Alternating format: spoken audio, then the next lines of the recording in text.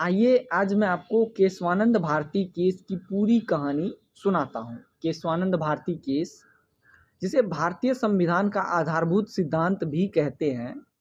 केशवानंद भारती बनाम केरल राज्य 1973 का मामला भारतीय न्यायिक और संवैधानिक इतिहास में एक मील का पत्थर माना जाता है।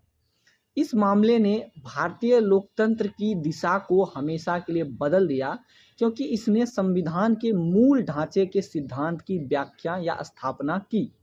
आइए इस केस की पूरी कहानी, पृष्ठभूमि और इसके महत्व की चर्चा करते हैं। सबसे पहले पृष्ठभूमि की बात करें तो याचिकाकर्ता थे केशवानंद भारती। दरअसल वे केरल के कासरगोड जिले में स्थित इडनीर मठ के प्रमुख मठाधीश थे। और ये जो है इन्होंने ही केस फाइल किया था। इसके पीछे विवाद था, और विवाद का कारण क्या था? दरअसल केरल सरकार ने केरल भूमि सुधार अधिनियम 1963 1963 केरला लैंड रिफॉर्म एक्ट्स लागू किया।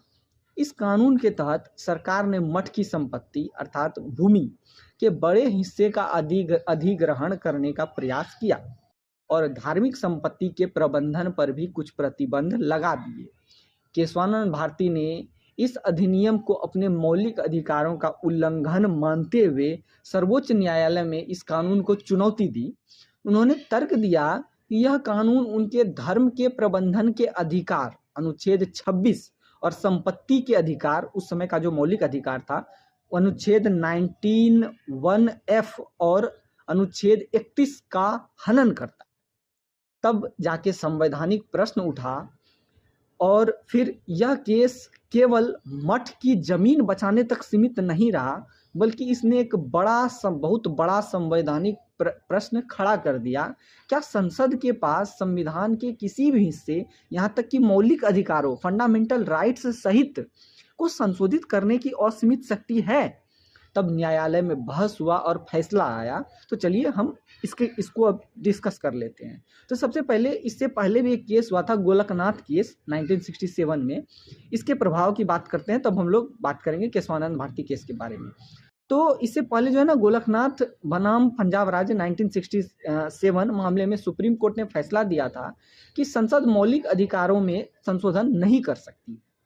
इस फैसले को पलटने और संसद की संशोधन शक्ति को बढ़ाने के लिए उस समय की तत्कालीन प्रधानमंत्री इंदिरा गांधी की सरकार ने 24वां, 25वां और 29वां संविधान संशोधन अधिनियम पारित किए थे। इन संशोधनों को भी केशवानंद भारती केस से चुनौती दी गई थी। अब इसकी सुनवाई हुई। इस मामले की सुनवाई के लिए सुप्रीम कोर्ट के इतिहास की अब तक की सबसे बड़ी संविधान पीठ का गठन किया गया, जिसमें 13 न्यायाधीश शामिल थे। यह सुनवाई कुल 68 दिनों तक चली, जो कि न्यायिक इतिहास की सबसे लंबी सुनवाइयों में से एक है। और उस समय सुप्रीम कोर्ट का एक ऐतिहासिक फैसला आया, और वो दिन था 24 अप्रैल 1973। न्यायालय ने 7:6 के मामूली बहुमत से फैसला सुनाया, जो भारतीय लोकतंत्र के लिए एक निर्णायक मोड़ साबित हुआ। निर्णय आया, और निर्णय में ये बोला गया कि कोर्ट ने गोलकनाथ फैसले को पलट दिया और कहा कि संसद के पास संविधान के किसी भी हिस्से में संशोधन करने की शक्ति है, और ये था अनुच्छेद 368 के तहत। लेकिन उसने कुछ महत्वपूर्ण शर्त ऐड कर दिए, मतलब निर्णय में कुछ महत्वपूर्ण शर्त ऐड किया गया, और कोर्ट ने एक महत्वपूर्ण शर्त यह जोड़ी कि संसद अपनी संशोधन शक्ति का उपयोग करके संविधान के मूल ढांचे, बेसिक स्ट्रक्चर या मूलभूत विशेषताओं को बदल नहीं सकती है या फिर नष्ट नहीं कर सकती, हालांकि इसमें कुछ ऐड कर सकती है। अब देखिए, मूल ढांचे के सिद्धांत के महत्व की बात करते हैं। तो इस वजह से क्या हुआ कि संसद की असीमित शक्ति पर एक तरीके से रोक लग गया और संविधान की सर्वोच्चता स्थापित हुई।